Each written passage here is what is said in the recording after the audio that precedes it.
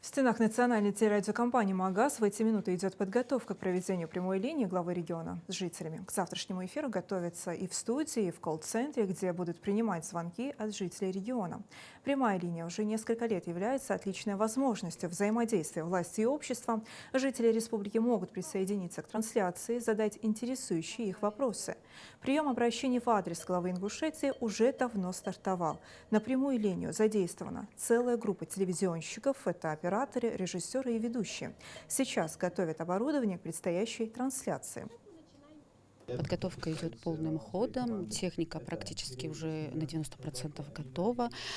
Подготавливается колл-центр, площадка ставится, расчет стульев, столы, графика, тоже все подготовлено. Ну, практически мы готовы. Сегодня вот будем делать полный прогон один в один вместе с ведущими, с редакторами, с корреспондентами.